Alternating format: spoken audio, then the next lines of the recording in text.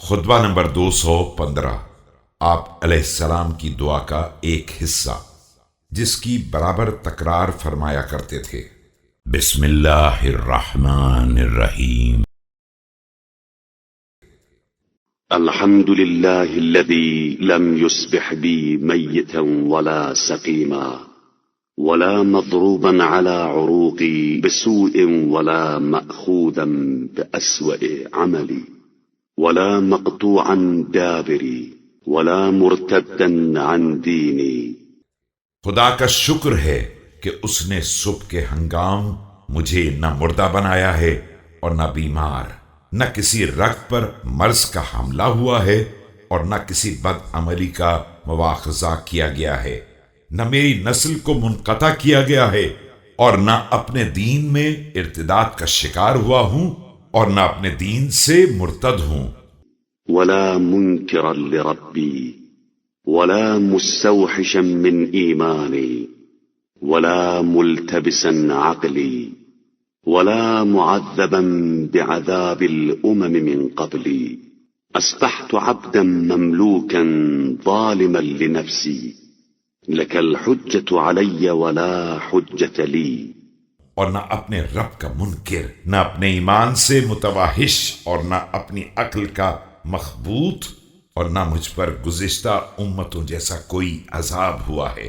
میں نے اس عالم میں صبح کی ہے کہ میں ایک بندہ مملوک ہوں جس نے اپنے نفس پر ظلم کیا ہے۔ خدایا تیری حجت مجھ پر تمام ہے اور میری کوئی حجت نہیں ہے۔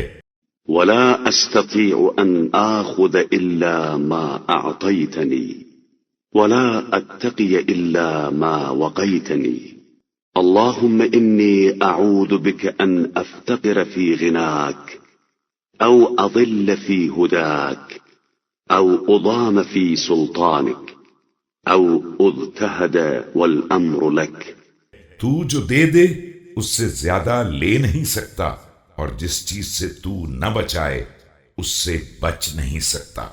خدایا میں اس امر سے پناہ چاہتا ہوں کہ تیری دولت میں رہ کر فقیر ہو جاؤں، یا تیری ہدایت کے باوجود گمراہ ہو جاؤں، یا تیری سلطنت کے باوجود ستایا جاؤں، یا تیرے ہاتھ میں سارے اختیارات ہونے کے باوجود مجھ پر دباؤ ڈالا جائے۔ اللهم اجعل نفسي أول كريمة تنتزعها من كرائمي وأول وديعة ترتجعها من ودائع نعمك عندي۔ خدایا میری جن نفیس چیزوں کو مجھ سے واپس لینا اور اپنی جن امانتوں کو مجھ سے پلٹانا، ان میں سب سے پہلی چیز میری روح کو قرار دینا۔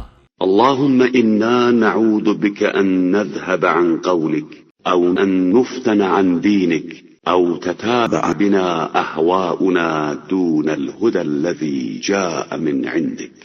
خدایا میں اس امر سے تیری پناہ چاہتا ہوں کہ میں تیرے ارشادات سے بہک جاؤں، یا تیرے دین میں کسی فتنے میں مبتلا ہو جاؤں، یا تیری آئی ہوئی ہدایتوں کے مقابلے میں مجھ پر خواہشات کا غلبہ ہو جائے۔